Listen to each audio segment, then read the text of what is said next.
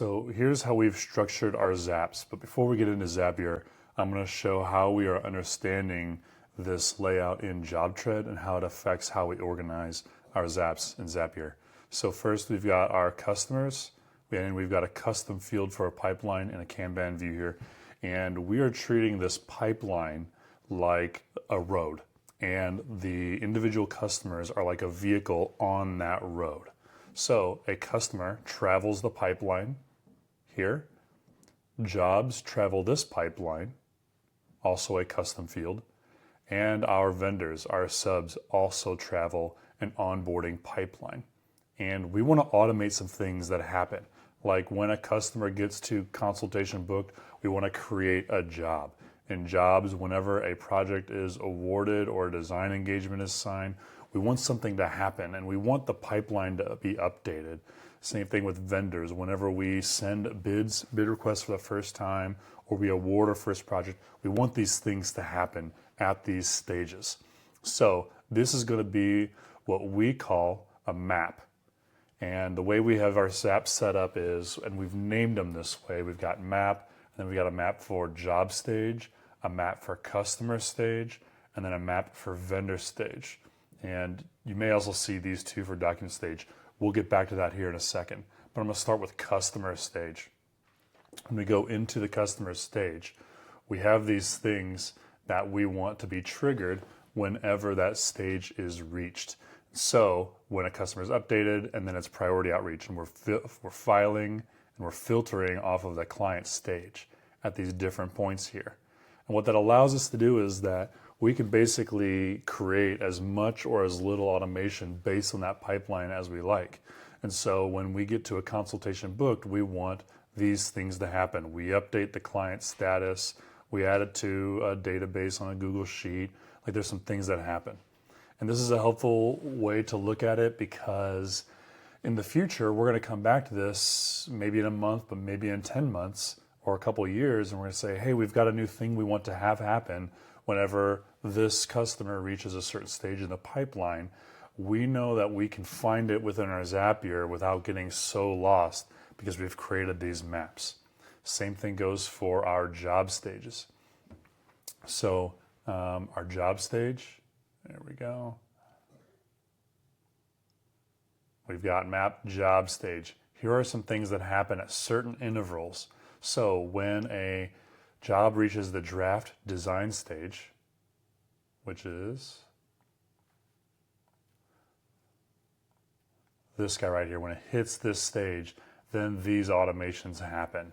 We're going to send an email. We're going to, create some Dropbox folders. We're going to we're going to import a design schedule and some to-dos back into Jobtread. And so we've automated the draft stage, the planning stage, the production stage, and then the final stage. Lastly, when we go to our vendors, and we got a map for vendor stage. Here's some things that happen at these different stages. We've got a stage where when we send them the bid request for the first time, stuff happens, like a welcome email and what to anticipate during the bidding stage. Then we've got awarding the first project. When that happens, we take care of some formalities like collecting COI and W-9. And so we are able to do this because we have that stage, and the vendor is a vehicle that travels along that vendor stage. Then the last step is, how do we want to trigger that? So one of the questions we were thinking is, well, if we've got all these different triggers that could trigger the same thing, like maybe someone filled out a web form and that created, like there could be multiple triggers that set off the same series of events. And so that's why we separated these maps the way we have. And those are the core zaps, the core automations. Everything outside of that points towards these maps or pulls from these maps. And so, for example, when someone fills out the consultation link from our Calendly link, that updates the status of the customer, which sets a chain reaction of what we want to do to have happen. So we don't have to build all of that unique information in just that Calendly consultation created zap. And then we also use things like documents to move the vehicle. So for our map, like let's take a look at documents sent. When we send these documents, things happen. Certain document, a design retainer is offered, but we update the customer, we update the job, we're added to a spreadsheet.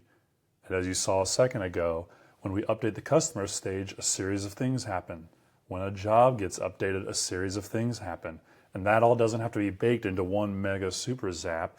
It's just we've parsed it and named it a certain way to help us understand what's happening where, and we can come back and edit. We're really just looking for editability for future-proofing it.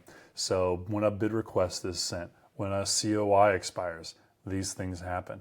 If we come back to the Zap, you're noticing I'm opening a second one for document status. And the reason is because it was a little funky setting up the filters. And so now these things happen when a document status is updated. So across the board, all documents, whenever a design is signed, it's going to update the job. When a proposal accepted, again, it's updating the job. Change order, it's updating the CRM. When a vendor first awarded project, a COI check, which is every time that we send a bid request, that checks the vendor's COI to see if it's up to date. If it is, it does some stuff, or it does nothing. And if it is not up to date, it sends the request again, or a retainer signed. And so we're using the vehicles as like the push, we're using these documents as like the push behind each of these vehicles, and then it can move them along the path lines.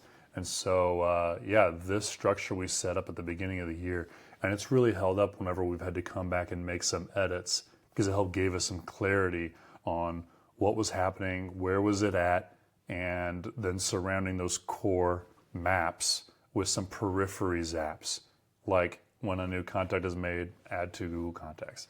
There's some simple small ones like that. But that is the main backbone of how we've set up our automations. Thank you.